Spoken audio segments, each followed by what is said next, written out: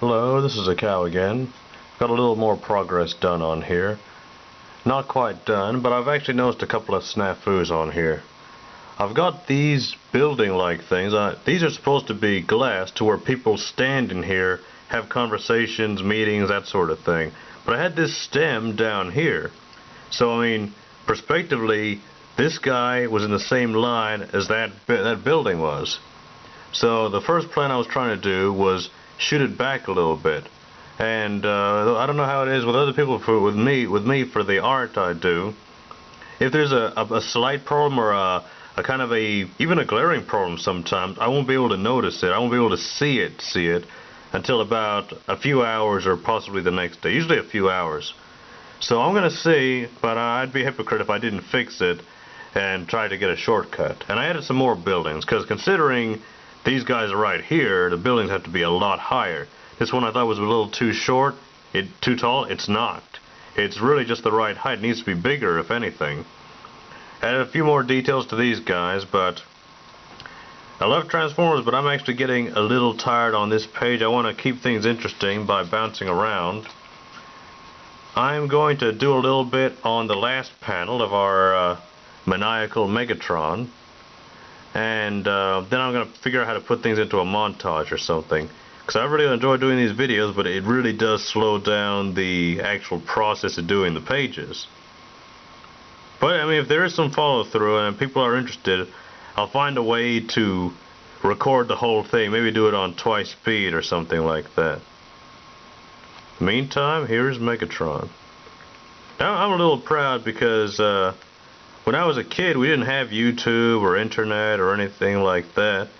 Transformers was out when I was in kindergarten, and to draw Megatron, I got a piece of paper. Every week when it would come on, I would draw whatever I could. I would copy down everything I could see of him, and 20 minutes would be up, and I wouldn't have drawn his whole thing, drawn his whole body.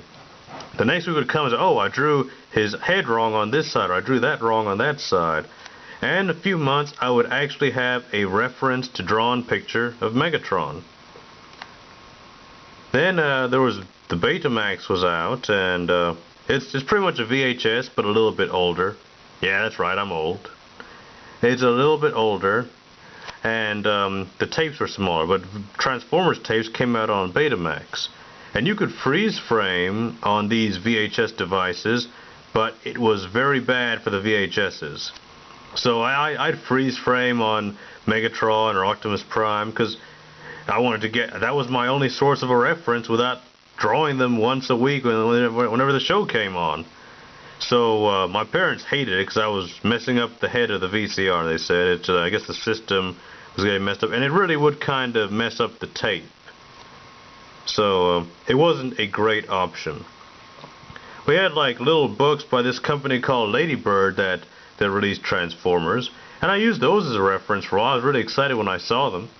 The only problem is they use the toy models to get all their designs.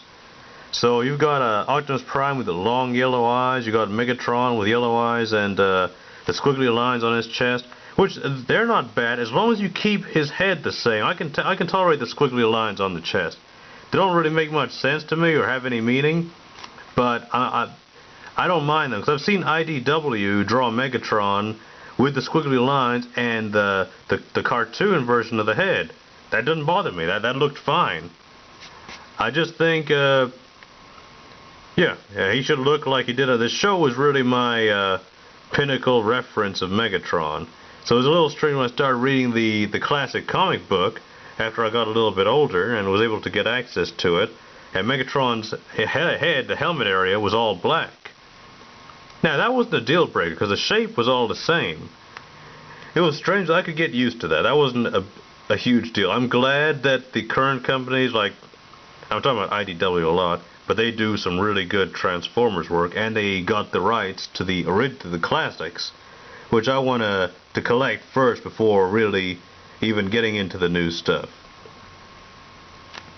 But they do a good job. They have Megatron looking like it. In fact, I may offend some die-hard trans fans, but I think they make them look better than they did in the show. they'll have all the attributes, all the aspects of the way that they initially looked. However, they're also going to have like more stuff on their joints, or more metal, more mechanical looking pieces and parts. And I think, yeah, this looks even better than the show did. You kept everything that was good about the show and added more stuff. And the same can be said about the games that came out, the War for Cybertron, Fall of Cybertron. Which company made it? High Moon. High Moon made those games, and they are extremely good. The only thing I wish it had co-op, and I wish it had more of an open world, because it's pretty much, hey, go this way. This line's not straight.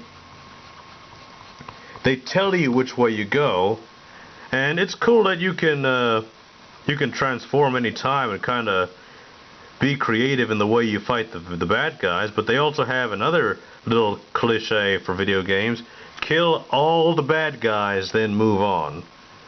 Now, I mean, that's a little last generation, a couple generations ago. Kill all the bad guys before you can progress. I think if they had it to where you just had to go, you had an open world, you could fly, transform, these triple changes, double change. My favorite part was playing as Vortex.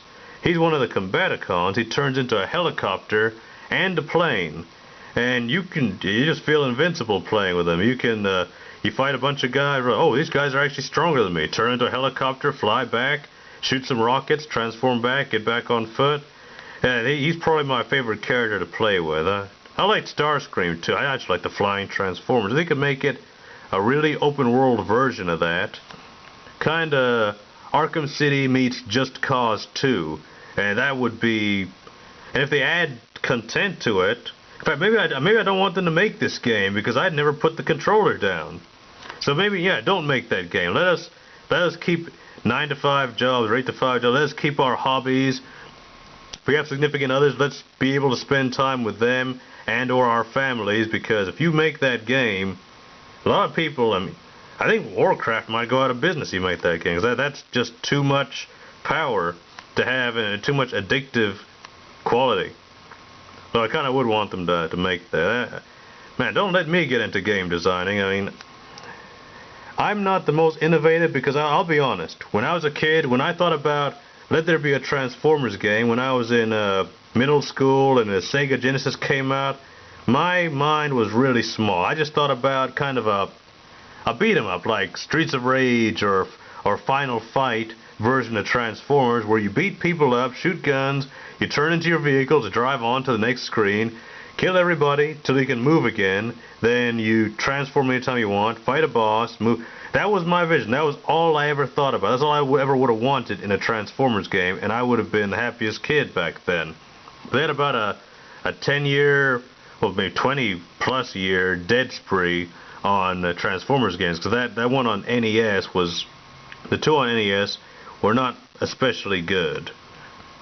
But when they came out with Transformers Armada on PS2, I'll be honest, I felt like it could have been better, but I really enjoyed it. I got a kick out of it. It had the same issues, linear gameplay, you go one place, and there was no variety. But in this generation, you don't want to have a game that you have one route, one way of beating the game, one way of finishing it. And another problem, I'd like to play as different Transformers on different levels. Like, I was like, oh, I want to play as Starscream. Oh, I've got to play in Starscream's level to play as Starscream. I'd like to play as Starscream in this other level that's just kind of annoying. The level's boring, but if I had Starscream being able to fly around, it'd make it all more fun. Add all that, multiplayer and co-op, preferably same screen co-op. Nice going, Xbox. I love an Xbox, don't get me wrong. But that whole thing about playing a video game on the same screen is a dying trade, and I think it shouldn't be. Because anyone who can get Xbox Live or play online will play online. You're not going to lose business, but you can only just make people a little bit happier by letting them to be able to play on the same system in the same house. Say, hey, you want to play some Halo? Yeah, okay, go over to your home and turn on your Xbox so we can play together. Now, Halo's one thing that lets us do that, but it's been grandfathered in. And I'm out of time. I talked more about games than I did Transformers. Alright, this is it for right now. I'll let you know what's going on later. Thank you for watching.